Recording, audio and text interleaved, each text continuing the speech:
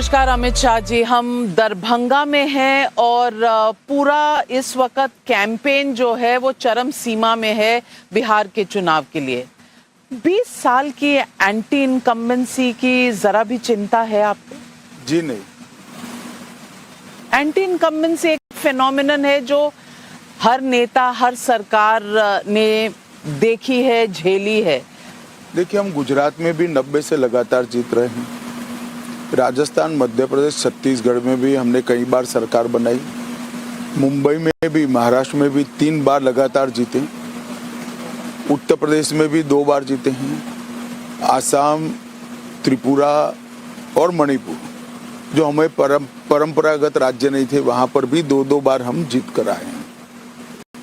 इसका मूल कारण है भारतीय जनता पार्टी और एनडीए सुशासन के आधार पर काम करने वाले लोग हैं। और विशेषकर नरेंद्र मोदी जी की सरकार बनने के बाद केंद्र में हमने गरीब कल्याण की जो योजनाएं बनाई हैं, इसमें भारत के लगभग हर गरीब को घर, बिजली, गैस, शुद्ध पीने का पानी, शौचालय, 5 लाख तक का पूरा स्वास्थ्य का खर्चा और 5 किलो अनाज हर व्यक्ति को हमने फ्री ऑफ कॉस्ट दिया है। इससे इस देश के 60 करोड़ गरीब, मतलब इस देश का लगभग 50% से ज्यादा मतदाता लाभान्वित भी हुआ है, इसका एम्पावरमेंट भी हुआ है और बड़ी आशा के साथ आगे के रास्ते को आशा की दृष्टि से एनडीए की सरकारों की ओर देख रहा है। अब उसके मन में है कि आगे हमें स्वरोजगार मिलेगा, हमें रोजगार मिलेगा और हम अपने परिवार को और एक स्टेज ऊपर उठाकर देश की इकोनॉमी और देश के भविष्य को, देश के निर्माण में हम सहयोग कर पाएंगे। मैं मानता हूं कि नरेंद्र मोदी जी की एक गरीब कल्याण की जो योजना है, यह पूरे देश में जो एंटी इनकम्बेंसी का आइवरी टावर था, जो एक काल्पनिक इमेज था, जिसको कई सरकारों की अकर्मण्यता ने एक सिद्धांत के रूप में प्रस्तापित किया था, उसको ध्वस्त करने का काम ये देश के 60 करोड़ गरीब मतदाता और 60 करोड़ जिनको अपने भविष्य के प्रति आशा बंधी है, आशान्वित है, वो मतदाताओं ने समाप्त कर दिया। लेकिन विपक्ष इसे कहता है कि आप रिश्वत दे रहे हैं। ये जो कास्ट सिस्टम बिहार में देखा जाता है और कहा जाता है, इसकी बहुत चर्चा होती है और आपने कहा है कि विपक्ष अपना MY फॉर्मूला पे चल रहा है। आपका भी तो एक MK फॉर्मूला है, महिला और किसान फॉर्मूला, और इसमें आप 10-10 हजार चुनाव से पहले अगर देते हैं तो ये रिश्वत नहीं है? देखिए, महिला, युवा, किसान एक कास्ट का फॉर्मूला नहीं है, एक डिप्राइव वर्ग को एम्पावर करने का एक फॉर्मूला है और वो चुनावी फॉर्मूला नहीं है, वो सोशल फॉर्मूला है।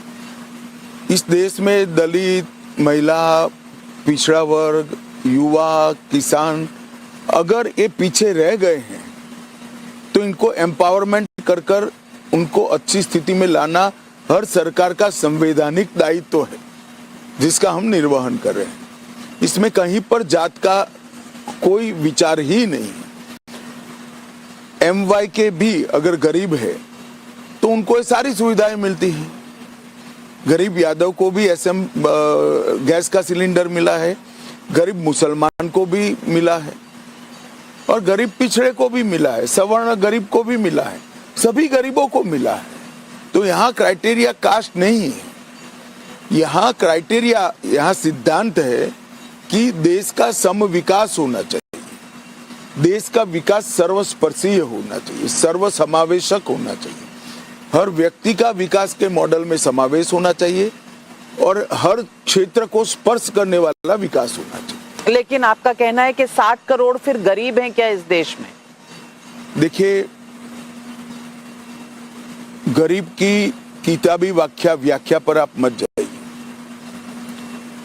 अगर एक आदमी मेहनत कश इंसान है और गरीबी की रेखा की व्याख्या के ज्यादा भी कुछ कमा लेता है, और अगर अभी और 2 पीढ़ी इसका पूरा खर्चा घर, बिजली, गैस, शौचालय और रोजगारी में जाना है, तो हर सरकार का दायित्व है कि इसको एम्पावर करे और वो जो कमाई करता है उसको पूंजी के रूप में इस्तेमाल कर कर अपने परिवार को आगे बढ़ाइए। अब वो परिवार को स्कूटी भी चाहिए, पंखा भी चाहिए, घर के अंदर छोटा सा हीटर भी चाहिए, क्या आपत्ति हो सकता है इसमें?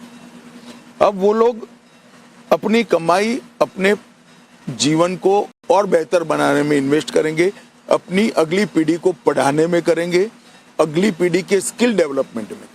एस्पिरेशनल इंडिया आप कह रहे हैं जिसको, मैं आपसे ये भी पूछना चाहती हूँ कि आपने बहुत एम्फसिस दिया है आपकी स्कीम्स के ऊपर, क्या ये फ्रीबीज नहीं है?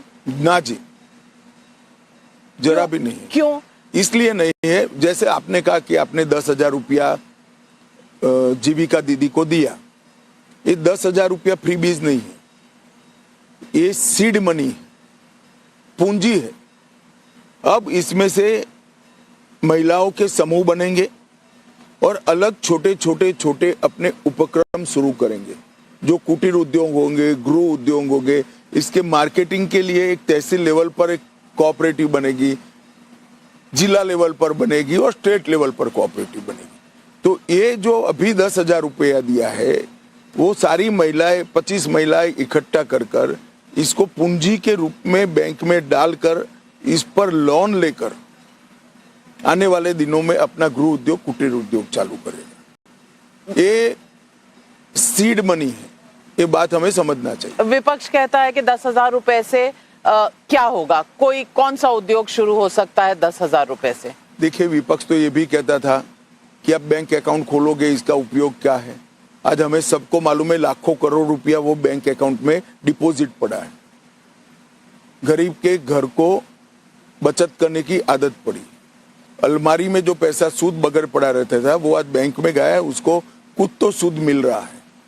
विपक्ष इस देश का डिनायल मोड में आज है, कुछ अच्छा उनको पसंद नहीं आता है। अगर हम ऑपरेशन सिंदूर करते हैं तो भी वक्र दृष्टि से देखते हैं। अगर चुनाव आयोग SIR कर अवैध मतदाताओं को हटाता है तो भी उनको उसमें पॉलिटिक्स दिखती है। वो चुनाव जीतते हैं तो चुनाव आयोग बहुत अच्छा है, टप से शपथ ले लेते हैं, और हार जाते ही पूरा विपक्ष रैली निकालकर चुनाव आयोग के सामने मोर्चा कर। नाविका जी, हम भी बहुत चुनाव हारे हैं, हमने कभी चुनाव आयोग की साख पर क्वेश्चन नहीं खड़े किए।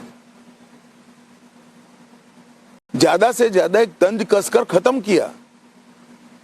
लेकिन आज तो कोर्ट भी गए हैं, तमिलनाडु की सरकार गई है कोर्ट और चैलेंज किया है उन्होंने जो 12 राज्यों में आपने किया है। बंगाल ने कहा है हाथ पैर तोड़ देंगे। आपको लगता है कि ये SIR एक्सरसाइज चुनाव से पहले जिन राज्यों में चुनाव है वहां होनी चाहिए? देखिए, SIR सिर्फ चुनावी राज्यों में नहीं हो रहा है, 2 चरण में हो रहा है। जहां चुनाव 2025 और 26 में है वहां पर अभी हो रहा है, 26 में है वहां पर अभी हो रहा है, और 27 में जिन राज्यों में चुनाव नहीं है 27 में वहां पर होगा। SIR एक रूटीन प्रक्रिया है जो 1955 से लेकर अब तक 11 बार हुई है, कि जिन लोगों ने स्वीकार कर दिया हम हमारे देश के नागरिक नहीं है, वो लोग आए ही नहीं। पहली बार 65 लाख लोग के नाम निकाल दिए गए, इसके खिलाफ अपील का प्रोविजन था, तो वो लोग वापिस ही नहीं आए कहने के लिए कि हाँ हम तो देश के नागरिक है और नाम कटा है।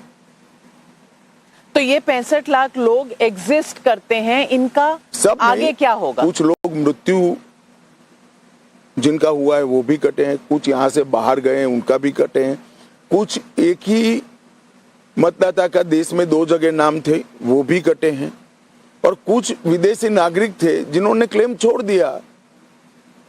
आपने उनको चिन्हित कर लिया? हम चिन्हित ना करें, चुनाव आयोग ने चिन्हित किया है। पर चुनाव आयोग का तो काम ही नहीं है कि कोई फॉरेनर है या घुसपैठिया है वो चिन्हित करने का, ये तो सुप्रीम कोर्ट ने तय किया। ऐसा नहीं है भाई, सुप्रीम कोर्ट ने ऐसा नहीं किया है। चुनाव आयोग का काम फ्री एंड फेयर इलेक्शन कराने का है। मतदाता सूची में वही लोग आए जो इस देश के नागरिक हैं और 18 साल से ज्यादा आयु वाले हैं, वही लोग आए। ये चुनाव आयोग का काम है और संविधान के आर्टिकल से जिम्मेदारी उन पर आती है।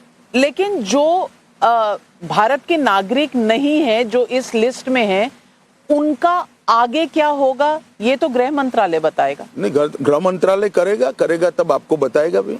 आप क्यों चिंता अभी इसकी प्रक्रिया शुरू नहीं। ये इंटरव्यू को पॉपुलर करने के लिए नहीं कह सकता। मैं देश का गृह मंत्री हूं और जो प्रक्रिया होगी अफसरों के साथ चर्चा होकर, बाकी सब लोगों की चर्चा होकर सुनिश्चित रूप से हम करेंगे। मैं आपसे पूछना ये भी चाहती हूँ कि आप बार बार रैलियों में लालू एंड कंपनी कहते हैं, तेजस्वी की कोई बात नहीं करते डायरेक्टली।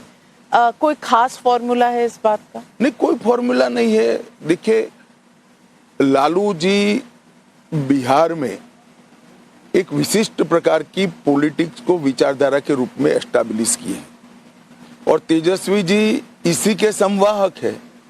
इसलिए मैं जब लालू एंड कंपनी कहता हूं तब तेजस्वी आ ही जाते हैं। पर लालू तो चुनाव नहीं लड़। आप बिहारी नहीं हो ना, बिहार के मतदाता अच्छे से समझते हैं मेरी बात को। मैं बिल्कुल बिहारी हूँ, बिहार में पली बड़ी है हम, मगर जन्मी नहीं है। बंगाल में जन्मी हूँ आप कहेंगे, मैं बंगाल भी नहीं समझ रही। लेकिन आपने कहा तेजस्वी जीतेंगे तो 3 नए मंत्रालय बनाएंगे, 3 नए मंत्री बनेंगे, अपहरण, रंगदारी और हत्या।